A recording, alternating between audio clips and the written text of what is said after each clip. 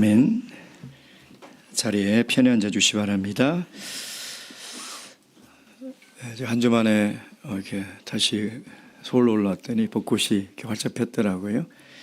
하나님의 창조의 그 아름다움에 정말 감탄이 절로 나오는 그런 또 안식일인 것 같습니다. 이번 3월에 예배 출석 통계를 이렇게 제가 보니까요, 화요일 예배가 이제 50명이 넘었고, 또 금요일도 계속해서 증가하고 있고, 안식일 오후가 120명이 넘었더라고요. 참 우리 성도님들에게 너무나 감사한 말씀을 전해드립니다. 저녁 얼마나 참 바쁘고 피곤하고 배고프고 졸리고 그런 시간입니까? 그럼에도 불구하고 우리 아이들 다 데리고 참 먼 곳에서 하나님의 안식일을 지키려고 오시는 그 모습들을 보면 참 너무나 감동이 되고 은혜가 됩니다. 우리 강남교회가 이렇게 모이기를 힘쓰는 이런 믿음을 잃지 마시고 하나님이 기뻐하시는 그런 교회가 되기를 주님의 이름으로 축원드립니다. 예수님의 이름으로 하나님 말씀 증거하도록 하겠습니다. 마태복음 8장 5절에서 12절까지 말씀, 13절까지입니다. 5절에서 13절 저하고 교도하도록 하겠습니다. 5절 시작. 여호와께서 가버나움에 들어가시니 한 백부장이 나와 간구하여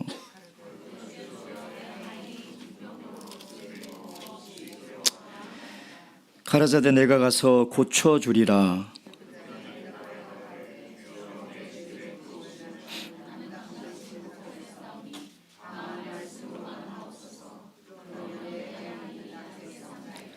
나도 남의 수하에 있는 사람이요 내 아래도 군사가 있으니 이더러 가라 하면 가고 저더러 오라 하면 오고 내 종도로 이것을 하라 하면 하나이다.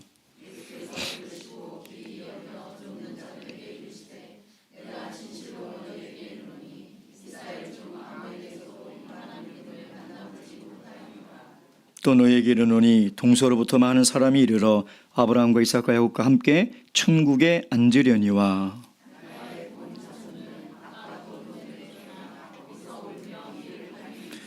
함께 읽겠습니다. 예수께서 백부장에게 이르시되 가라 내 믿은 대로 될지어다 하시니 그 시로 하인이 나으니라. 아멘. 어제 금쪽 상담소라는 프로그램이 있는 모양이에요.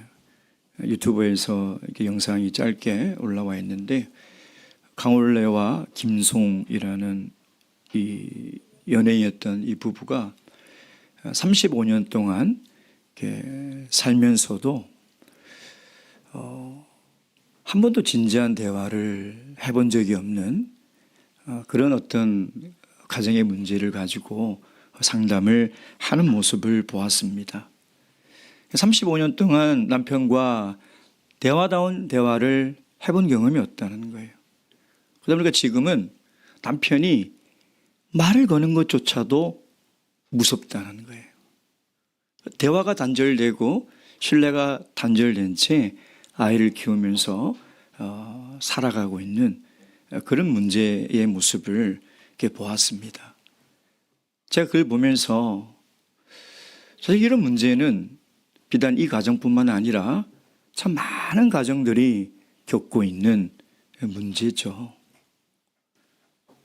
여러분, 이 한 공간에서 부부가 함께 살면서도요, 서로 굉장히 멀리 떨어져 있는 것 같은 그런 관계들이 얼마나 많이 있습니까?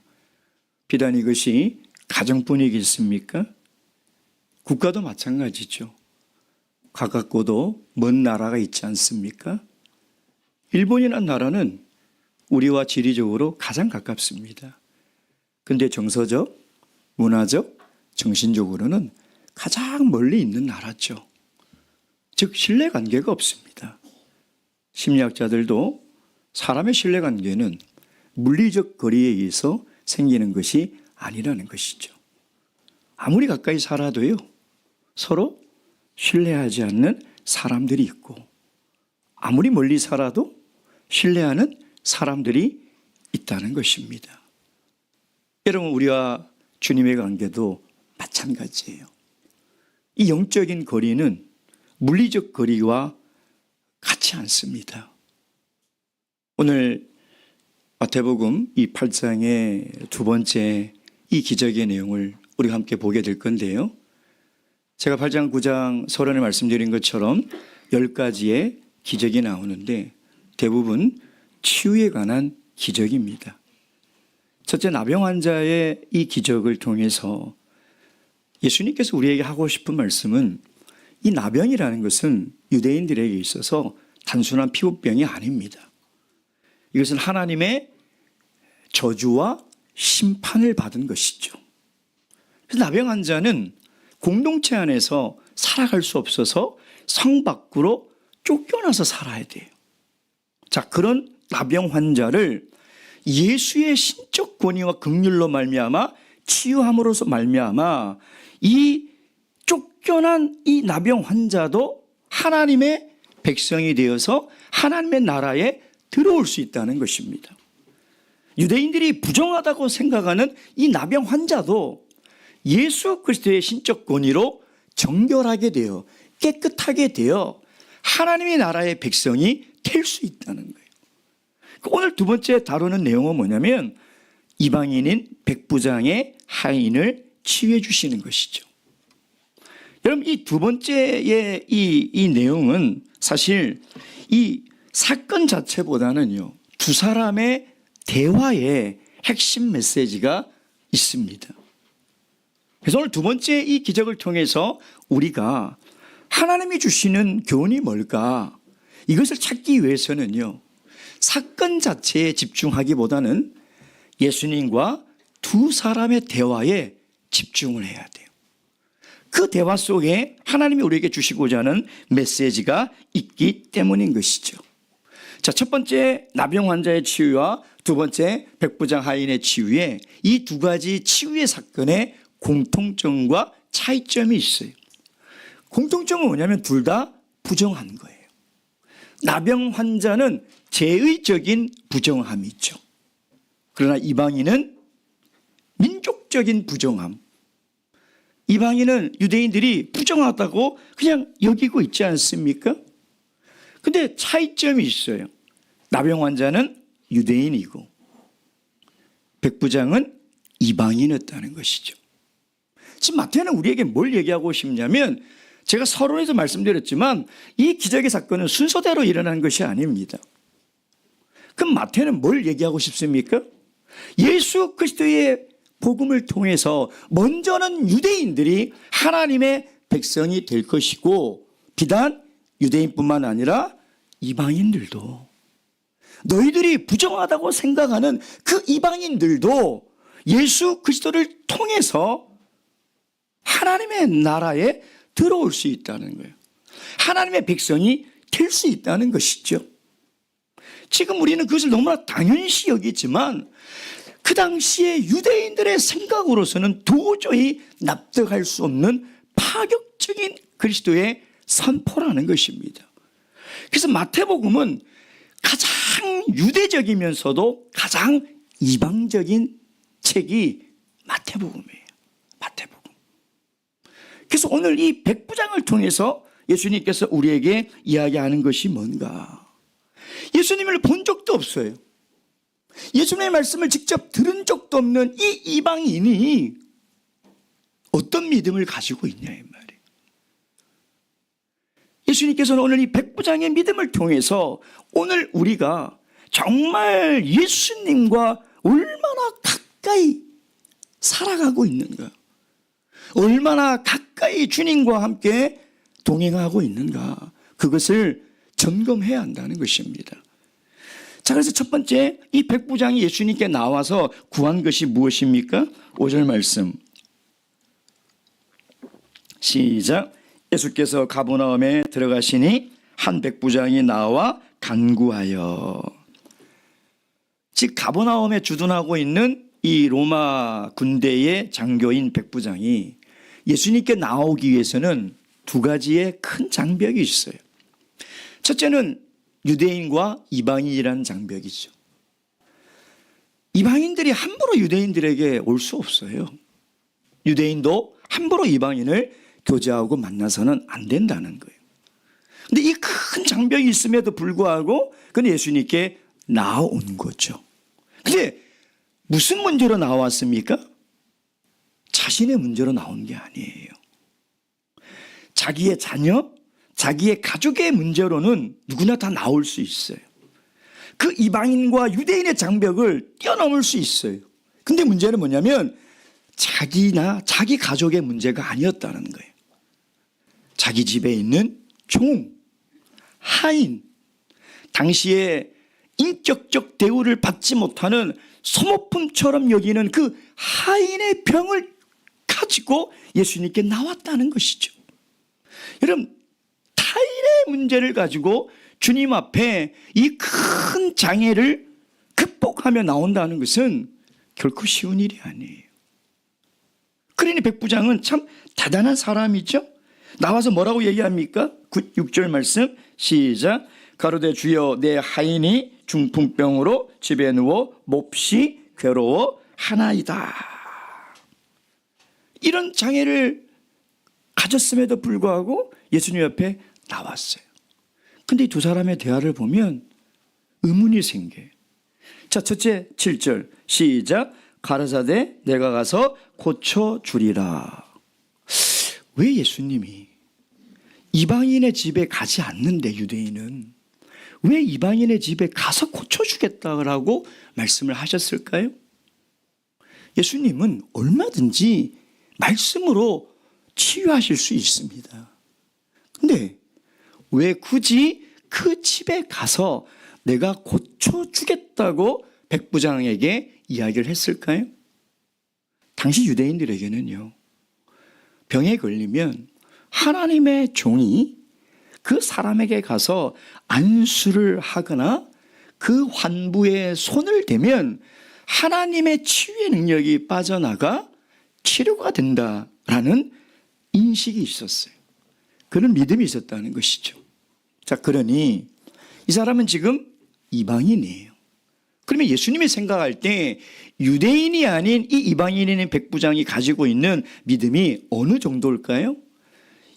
유대인과 비슷하거나 유대인보다 못하겠죠.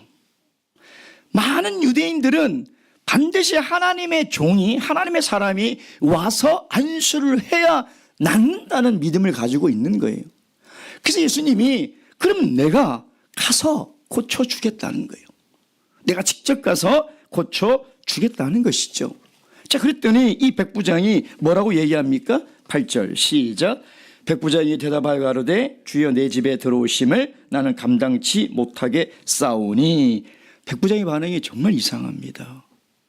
여러분, 우리 같으면 내가 가서 고쳐주겠다. 그럼 우리의 반응은 어떻습니까? 상식적인 반응이 어때요? 아유, 감사합니다. 빨리 가시죠. 제가 안내하겠습니다. 멀지 않습니다. 멀지만 가야 합니다. 하고 너무나 고마워서 예수님을 모시고 가지 않겠습니까? 근데 백부장이 사양을 해요.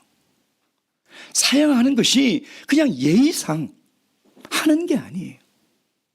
원문의 말씀을 보면 굉장히 강한 어조로 극구 사양을 하고 있다는 것이죠. 그리고 백부장이 뭐라고 얘기합니까? 8절 말씀. 다만 말씀으로만 하옵소서. 그러면 내 하인이 낫겠습니다. 이 이방인인 백부장의 반응은 우리의 상식을 뛰어넘어 버렸습니다. 유대인이 가지고 있던 당시의 믿음과 상식을 뛰어넘는 반응을 보이는 거죠. 그랬더니 예수님이 깜짝 놀랐다는 거예요. 여러분, 이방인인 이 백부장의 믿음을 당시 옆에 있는 유대인들이 듣고 무슨 생각이 들었을까요? 어떤 마음이었을까요? 우리는 반드시 예수님이 가서 안수해야 낫는다라고 지금까지 믿고 있었는데 이 이방인은 뭐라고 얘기하냐면 말씀만 하옵소서. 그럼 내 하인이 낫겠습니다. 이 이방인의 고백을 듣는 유대인들은 부끄러웠을 거예요. 그렇지 않겠습니까? 하나님의 백성이라는 유대인들조차 가지지 못하는 믿음을 가지고 있는 저 이방인의 입술에서 나오는 그 위대한 믿음의 선포를 들었을 때 부끄럽지 않겠냐 이 말이에요. 여러분, 신앙생활 막 시작하신 분들이에요. 믿음으로 살아가는 사람들이 있어요. 기존에 오래 믿었던 우리들보다 더 믿음으로 살아가는 모습을 봐요. 그런 모습을 보면 우리에게 큰 도전과 반성이 되죠. 그리고 부끄러워할 줄 알아야 돼요. 여러분, 그런 부끄러움도 없으면 그 사람의 신앙은 이미 죽어가고 있는 거예요. 왜 하나님이 막 믿기 시작한 사람의 믿음을 우리에게 보여줄까요? 시기하지 마세요. 차별하지 마세요. 하나님은 그 사람의 믿음을 통해서 나의 믿음을 보라는 거예요. 너 지금 예수 믿은 지 몇십 년째냐는 거예요. 너 지금 하나님 믿은 지 도대체 몇십 년인데 저 간 믿은 저 사람보다 믿음이 못하냐. 그걸 우리에게 보여주는 거예요. 그럼 우리는 부끄러워할 줄 알아야죠. 아니 어떡해. 이제 막 믿기 시작한 사람의 입에서 저런 믿음의 말이 나오고 믿음의 삶이 있을 수 있을까? 우리 스스로 돌아봐야 돼요. 여러분, 가버나움이라는 곳은 지금도 성지순례 가면 가버나움에 딱 도착하면 그 가버나움 도시 입구의 편말에 이렇게 돼 있어요. The Town of Jesus, 예수의 도시라고 돼 있어요. 가버나움은 예수님의 제2의 고향이에요. 예수님이 오랜 시간 동안 여기서 자랐던 곳이고 예수님의 초기 사역의 베이스 캠프예요. 다시 얘기하면 이 가버나움에 있는 유대인들은 늘 예수님을 봤어요. 예수님과 가장 가까이 살았던 사람이 누구냐? 가버나움에 사는 유대인들이었어요. 근데 그들은 단 한 번도 자신의 인생의 문제를 가지고 예수님께 나온 적이 없어요. 왜 그럴까요? 예수님의 말씀을 듣고 예수님을 직접 가장 가까이 보았지만 예수님이 메시아라는 신뢰가 없었던 거예요. 예수님이 신적 권위를 가진 하나님이라는 믿음이 전혀 없다. 그래서 그들은 예수님과 가장 가까이 살았음에도 불구하고 단 한 번도 그들의 인생의 문제를 가지고 진지하게 주님께 나와 이것을 해결해 달라고 부탁한 적이 한 번도 없었어요. 근데 예수님을 본 적도 없고 예수님 말씀을 들은 적도 없는 이방인인 백부장이 예수님께 나오고 있다라는 거예요. 가장 멀리 살았던 이방인이, 가장 예수님을 몰랐던 그 이방인이 지금 예수님께 나와 자신의 그 문제를 아뢰고 있다는 것이죠. 여러분, 그렇다면 예수님께서 지금 이 두 사람의 대화를 통해서 가버나움에 살고 있는 유대인과 방금 막 산상수훈을 듣고 예수님을 따르는 수많은 무리들에게 무엇을 얘기하고 있는 거예요? 참된 믿음이 뭐냐는 거예요. 도대체 예수님과 가까이 살아가는, 가까이 사는 그 비결이 뭐냐는, 그걸 지금 이야기를 하고 있는 것이죠. 자, 그렇다면 두 번째, 이 백부장이 가진 이 믿음이 도대체 어떤 믿음을 가지고 있었습니까? 자, 8절 9절 말씀 다시 읽겠습니다. 시작. 백부장이 대답하여 가로되 주여 내 집에 들어오심을 나는 감당치 못하겠사오니 다만 말씀으로만 하옵소서. 그러면 내 하인이 낫겠삼나이다. 나도 남의 수하에 있는 사람이요 내 아래도 군사가 있으니 이더러 가라 하면 가고 저더러 오라 하면 오고 내 정도로 이것을 하라 하면 하나이다. 백부장이 가지고 있는 믿음은 어떤 믿음입니까? 백부장은 군인이에요. 그러니까 군인에게 가장 필요한 정신이 우리가 고넬료를 통해서도 배웠지만 뭡니까? 상관의 명령에 복종하는 거예요. 절대 복종하는 거예요. 전쟁에서 승리하기 위해서 가장 중요한 게 뭐냐면 상관의 명령에 복종하는 거예요. 이게 이루어지지 않으면 전쟁에서 절대 이길 수 없는 것이죠. 백부장이 가지고 있는 믿음은 어떤 믿음이냐면 예수님의 권위는 나나 내 하인이 앓고 있는 질병이나 사람의 생명보다 훨씬 높은 권위에 계신 분이라는 절대적 믿음을 가지고 있었다는 거예요. 그러니까 우리 모두가 예수 그리스도의 고난 아래 있다는 것이에요. 10절 말씀 시작. 예수께서 들으시고 귀히 여겨 쫓는 자들에게 이르시되 내가 진실로 너희에게 이르노니 이스라엘 중 아무에게서도 이만한 믿음을 만나보지 못하였노라. 예수님이 평생 지금 가버나움에서 살면서도요, 이런 믿음을 가진 사람을 단 한 번도 본 적이 없었다는 거예요. 이런 백부장이 가진 믿음은 우리가 겪는 고통, 질병, 인생의 모든 문제, 심지어 죽음까지도 예수님의 말씀의 권위 아래 있다는 그 믿음이 있었다. 그리고 예수님의 말씀이면 그 우리 인생이 겪는 모든 문제를 다 해결할 수 있다는 그 믿음이 있었다는. 여러분, 그래서 이 백부장이 하는 말이 뭡니까? 나도 남의 수하에 있는데 내가 명령하면 그들이 오기도 하고 가기도 하고 서기도 하고 그들이 내 명령에 따른다. 그러니 주님 말씀만 하시옵소서라고 이야기를 하고 있는 것이죠. 여러분, 저 사람이 믿음이 있는지 없는지 어떻게 알 수 있을까요? 어떻게 알 수 있을까요? 저 사람이 하나님 말씀에 순종하며 살아가는지를 보면 알아요. 그 사람의 신앙의 연륜도 아니에요. 그 사람의 직분도 아니에요. 그 사람의 은사도 아니에요. 그 사람이 정말 하나님의 말씀의 권위에 복종하여 그 말씀에 순종하며 살아가느냐. 여러분, 누가 하나님과 가장 가까이 있는 사람일까요? 말씀에 순종하는 사람이에요. 말씀을 신뢰하지 않고 어떻게 말씀에 순종하겠습니까? 우리가 왜 말씀대로 살아가지 못합니까? 말씀을 신뢰하지 못하기 때문에. 세상에서 말씀대로 살다가 손해볼 것 같고 망할 것 같고 죽을 것 같으니까 말씀대로 못 사는 거예요. 근데 말씀을 신뢰하는 사람은 주님이 가라면 가고 서라면 서고 하라면 하는 사람. 그 사람이 정말 예수님과 가장 가까이 살아가는 사람이라는 것입니다. 여러분, 우리가 말씀을, 이 주님이 원하시는 이 믿음의 거리는요, 주님의 말씀을 듣고 순종하는 거예요.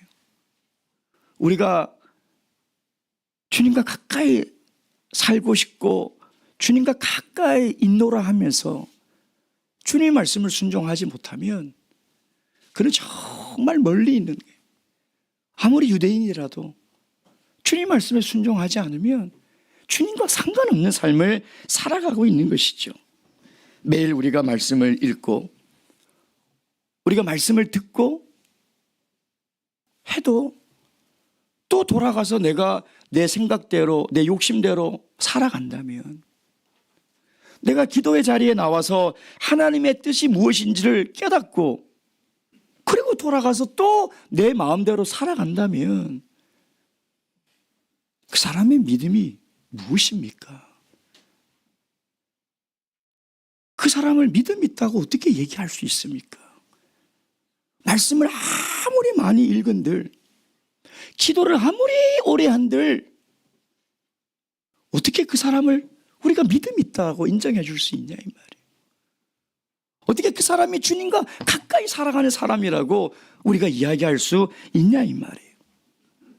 여러분, 당시 유대인들은요, 하루에 3번 시간을 정해놓고 기도했어요. 하나님의 말씀을 미간에 붙이고 팔에 붙여서 하나님 말씀을 늘 가까이 하며 살아갔어요. 근데 그들은 예수님의 말을 신뢰하지 않았어요. 예수님의 말씀을 순종하지 않았다는 것입니다. 그들은 영적으로 너무 예수님과 멀리 떨어져 있었어요. 같은 가버나움이라는 공간에서 아주 오랫동안 예수님과 살았지만 예수님과는 너무 먼, 영적으로 너무 먼 삶을 살아갔다는 것이죠. 여러분, 이 백부장이 가진 이 믿음의 결과가, 이 믿음이 어떤 결과를 가져옵니까? 예수님이 칭찬한 이 믿음이 나중에 어떤 결과를 가져오게 되는지 우리가 잘 알아야 돼요. 너무나 중요한 것이죠. 11절 12절 말씀 시작. 또 너에게 이르노니 동서로부터 많은 사람이 이르러 아브라함과 이삭과 야곱과 함께 천국에 앉으려니와 나라의 본 자손들은 바깥 어두운 데 쫓겨나 거기서 울며 이를 갈미 있으리라. 여러분, 이 세상에서 나와 제일 가까이 있는 사람이 누구예요? 가족이죠. 혈연관계 아닙니까? 혈통이 제일 가깝다고 우리는 여기지 않나 이 말이에요. 자, 그러면 혈통으로 예수님과 가장 가까운 사람은 누굽니까? 유대인들이에요. 예수님이 유대인이니까. 유대인의 피가 흐르는 그 예수님이 가장 가까운 사람은 유대인이라는 것입니다. 근데 예수님의 이 11절 12절 말씀은 무슨 말씀입니까? 혈통으로 가장 가까운 사람은 하나님 나라에서 내어 쫓길 것이고 혈통으로 가장 먼 사람은 하나님의 나라의 잔치에 참여할 거라는 거예요. 그게 예수님의 말씀이에요, 여러분. 예수님과 가장 가깝다고 생각하는 사람은 천국에 못 가고 예수님과 가장 멀리 있다고 생각하는 사람은 천국에 간다는 것입니다. 여러분, 지금 예수님이 얘기하는 이 하나님의 나라에 들어가는 사람이 누구예요? 뭐라고 얘기하고 있습니까? 나라의 본 자손들은 바깥 어두운 데서 쫓겨나 거기서 울며 이를 갈미라. 하나님의 말씀을 제일 먼저 받은 유대인들이, 하나님의 율법을 가지고 있는 유대인들이 하나님의 말씀을 듣고도 그 말씀에 순종하지 않고 살아가면 하나님의 나라에 못 들어간다는 거예요. 천국잔치에서 쫓겨난다는 것입니다. 그러나 이방인임에도 불구하고, 혈통적으로 가장 멀리 있는 사람임에도 불구하고 그가 예수님을 믿고 예수님의 말씀을 신뢰하고 예수님께 나오면 그도 하나님의 백성이 된다는 것이죠. 여러분, 12절 보면 나라의 본 자손들은 바깥 어두운 데 쫓겨나 거기서 울며 이를 갈미 있으리라. 이 사람들이 왜 이렇게 원통해 할까요? 본문에 보면 이가 으스러지도록 간다 이렇게 되어 있어요. 이가 으스러지도록. 왜 이렇게 원통해 할까요? 나라의 본 자손이라는 이 단어의 원래의 이 원문의 뜻이 뭐냐면 하나님의 나라를 유업으로 받을 운명을 가진 자들 이렇게 되어 있어요. 하나님의 나라에 들어갈 수 있는 운명을 가진 자들이 하나님의 나라에 못 들어가요. 본 자손, 하나님의 나라의 원래의 자손들이 지금 하나님 나라에 못 들어간다는 것입니다. 여러분, 유대인들은요, 자기가 하나님과 제일 가까이 살아가고 있다고 생각하고 있었어요. 선민이고 늘 하나님과 동행하며 하나님과 함께 살아가고 있다고 믿는 사람들이 유대인들이었어요. 근데 그들이 하나님의 잔치에 못 들어간다는 것입니다. 여러분, 생각을 해보면요, 이 유대인들은, 가버나움에 사는 사람들은요, 예수님을 직접 봤잖아요. 그리고 산상수훈에 예수님의 말씀을 직접 들었잖아요. 그러니 믿음을 가질 수 있는 얼마나 좋은 환경 속에서 살아가고 있었던 사람입니까? 그러니까 인생의 가장 좋은 기회를 가지고 살았던 사람이에요. 수천 년 역사에 예수 그리스도를 직접 보고 예수님의 음성으로 그 말씀을 직접 들을 수 있는 사람이 도대체 몇이나 되냐 이 말이에요. 근데 그들은 이 엄청난 축복과 은혜와 기회를 놓쳐버린 거예요. 그러니 이가 갈리죠. 너무 슬픈 거예요. 너무나 좋은 이 환경과 기회를 그들이 스스로 다 놓쳐버린 거죠. 모든 이 좋은 기회를 다 놓쳐버리고 마지막 날에 되어서야 땅을 치며 통곡하며 후회하고 있다라는 것입니다. 그래서 예수님이 마지막 13절 백부장에게 이렇게 얘기합니다. 13절 시작. 예수께서 백부장에게 이르시되 가라사대 가라 내 믿은 대로 될지어다 하시니 그 시로 하인이 나은지라.